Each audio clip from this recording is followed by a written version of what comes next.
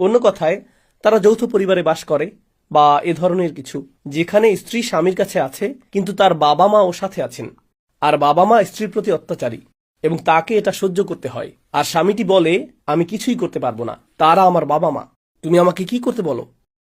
তারা তোমাকে আজে বাজে কথা বলবে, কিন্তু তোমাকে ধৈর্য ধরতে হবে, কারণ আমি সব সময় আমার মায়ের পক্ষ নেব, আমি সব সময় আমার বাবার পক্ষ নেব। এখানে যা ঘটেছে, এখানে দুটি সীমারেখা অতিক্রম করা হয়েছে। একদিকে একজন স্বামী হিসেবে আপনার স্ত্রীর প্রতি আপনার দায়িত্ব রয়েছে। আপনি তাকে তার পরিবার থেকে নিয়ে এসেছেন, আপনি তাকে তার বাবা মায়ের সুরক্ষা থেকে নিয়ে এসেছেন। তার একজন ওয়ালি ছিল, তার একজন বাবা ছিল, আর তার দায়িত্ব ছিল এটা নিশ্চিত করা যে সে যেন সুখী নিরাপদ থাকে, তাকে যেন অপমানিত বা লাঞ্ছিত করা না হয়, তাকে সব ধরনের নির্যাতন, শারীরিক, মানসিক, আধ্যাত্মিক সব ধরনের নির্যাতন থেকে রক্ষা করা, সেটা ছিল তার বাবার ভূমিকা। আর যখন আপনি সেই নিকাহনামায় স্বাক্ষর করলেন এবং যখন আপনি কবুল বলেছিলেন, তখন সেই সমস্ত দায়িত্ব আপনার কাছে স্থানান্তরিত হয়েছিল। আপনারও তাকে ততটাই সুরক্ষা দেওয়া উচিত, বরং তার বাবার চেয়েও বেশি, কারণ তার সাথে আপনার সম্পর্ক আসলে আরো গভীর। সে এমনকি আপনার সন্তানদের মা। এখানে দায়িত্ব আরো বেশি।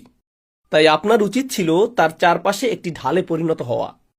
একই সময়ে আপনি একজন সন্তানও বটে। আপনার মায়ের কাছে একজন সন্তান, আপনার বাবার কাছে একজন সন্তান। আর এই ধর্ম আমাদের শেখায় যে আমরা আমাদের পিতামাতাকে উফ পর্যন্ত বলতে পারবো না। আপনি পিতামাতার সামনে মোটেও আপনার কণ্ঠস্বর উঁচু করতে পারবেন না। এখন আপনাকে দুই দিকের টান সহ্য করতে হচ্ছে। আপনার স্ত্রীর প্রতি রয়েছে বিশাল এই দায়িত্ববোধ, মিসাকান গলিজা। কুরআন একে বলছে একটি ভারী চুক্তি, একটি ভারী চুক্তিপত্র। বিয়ে কোনো হালকা জিনিস নয়। এবং অন্যদিকে আপনার পিতামাতার প্রতিও আপনার এই বিশাল দায়িত্ব রয়েছে। আর মাঝে মাঝে পরিস্থিতি আপনাকে বেছে নিতে বলে কার প্রতি আপনি বেশি ঝুঁকবেন। আপনার কাজ আসলে একটি সীমারেখা টানা এবং বলা যে আমি আমার স্ত্রীর জন্য এটা করব, এভাবেই আমি তার যত্ন নেব, আর এভাবেই আমি তাকে রক্ষা করব। এবং আপনার বাবা মাকে জানাতে হবে, তুমি আমাকে যা খুশি বলতে পারো, তুমি আমাকে মারধর করো, তুমি আমাকে অভিশাপ দাও, আমি তোমার সন্তান, তুমি যা খুশি করো, সমস্যা নেই, আমি তা সহ্য করব, কিন্তু ওকে স্পর্শ করতে পারবে না। তুমি ওকে একটি কথাও বলতে পারবে না। সে তোমার নয়, সে তোমার দায়িত্ব নয়, এবং সে তোমার সন্তানও নয়। বিশেষ করে আমি যে সংস্কৃতি থেকে এসেছি, জানেন, যখন মেয়েটির বিয়ে হয় তখন তারা কি বলে? তারা বলে, সে তো আমাদের মেয়ের মতো, যেন আমাদের পরিবারে একটি নতুন কন্যা সন্তান এসেছে। যখন আপনি এই কথাগুলো শুনবেন, তখন সাবধান, মেয়েরা পুরোপুরি সতর্ক থাকবেন, কারণ যখন তারা বলবে সে তো আমাদের মেয়ের মতো, বিপদ ঘনিয়ে আসছে। মাত্র কয়েক সপ্তাহ পরেই মন্তব্য করা শুরু হবে, তুমি রান্না জানো না, বা তুমি রান্নায় লবণ বেশি দাও, বা তুমি অলস, বা তুমি অপরিচ্ছন্ন, এরকম কথা শুরু হয়ে যাবে। না না না না না, এই নারী এবং তার স্বামীর পরিবারের মধ্যে সম্পর্ক প্রথমে এবং সর্বাগ্রে পারস্পরিক শ্রদ্ধার সম্পর্ক। তার সাথে সম্মানের সাথে আচরণ করতে হবে এবং তার আচরণও সম্মানসূচক হতে হবে। যখন অধিকার এবং কর্তব্যের প্রশ্ন আসে, সে আপনার বাবা মায়ের কথা শুনতে কোনোভাবেই বাধ্য নয়। আমি দুঃখিত এজন্য যে আমি আপনার জন্য দুঃখ বোধ করছি। আপনি এতদিন ধরে এটা বিশ্বাস করেছেন, কিন্তু আপনার বাবা মায়ের কথা শোনার কোনো বাধ্যবাধকতাই আপনার স্ত্রীর নেই। আর আপনি যদি তাকে আপনার বাবা মায়ের কথা শুনতে এবং আপনার বাবা মায়ের সেবা করতে বাধ্য করেন, আপনি একটি অন্যায় কাজে লিপ্ত। আপনি এখানে অত্যাচারকারী। আপনি একজন কওয়াম নন। আপনি সেই কওয়াম নন যা আল্লাহ আশা করেন। আপনার উচিত ছিল তার যত্ন নেওয়া। আপনি পরিবারে কোনো চাকরানি নিয়ে আসেননি। আর তাকে আপনার এই লেকচার দেওয়া উচিত না যে তোমাকে ধৈর্য ধরতে হবে, তারা বড়, তারা যা খুশি বলতে পারে। না না না না না না।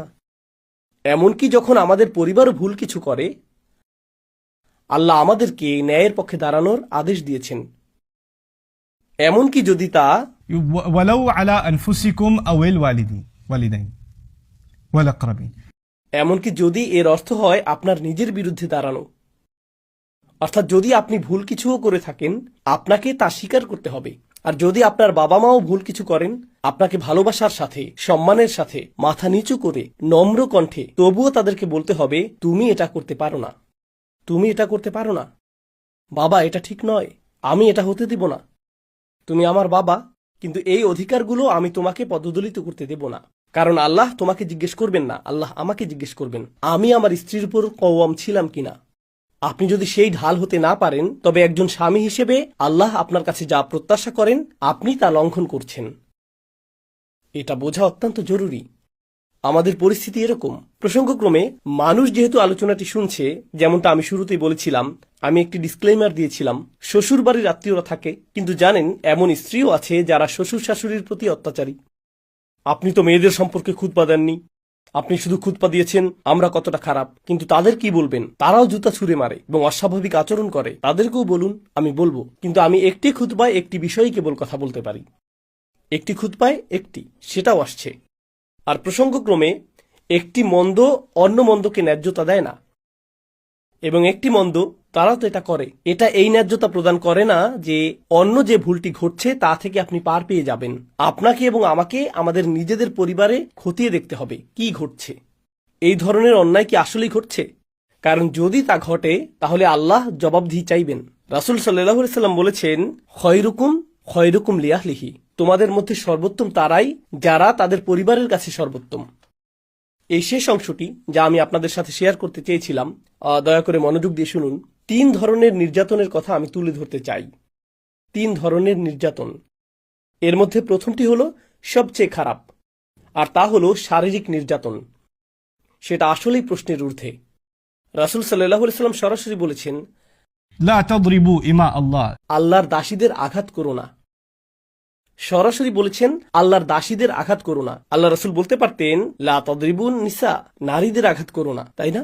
নারীদের আঘাত করো না, কারণ আল্লাহর দাসীরা আসলে নারী। কিন্তু এই শব্দগুলোর শক্তিমত্তা হলো, যখন আপনি তাদেরকে আল্লাহর দাসী বলেন তখন মৌলিকভাবে তারা কার সাথে সম্পর্কিত? তাদের মালিককে, আল্লাহ। যখন আপনি অন্য কারো সম্পত্তি নষ্ট করেন, যেমন আপনি যদি আমার গাড়িটি ধ্বংস করেন, আপনি আমার গাড়িকে আঘাত করেননি, আপনি কাকে আঘাত করেছেন? আপনি আমাকে আঘাত করেছেন। যদি আপনি আমার সন্তানের ক্ষতি করেন, আপনি শুধু আমার সন্তানকে বিরক্ত বা আঘাত করেননি, আপনি কাকে আঘাত করেছেন? আমাকে। আমি এর প্রতিশোধ নেব। যদি তারা আল্লাহর সম্পত্তি হয় আর আপনি তাদেরকে আঘাত করেন, কে এর প্রতিশোধ নেবেন? আল্লাহ। লা তাদরিবু ইমা আল্লাহ, সাবধান, তারা আল্লাহর সম্পত্তি। রাসূল এটাই বলেছেন সাল্লাল্লাহু আলাইহি সাল্লাম। তাই শারীরিক নির্যাতন একেবারেই প্রশ্নাতীত, এটা একেবারেই প্রশ্নের অতীত।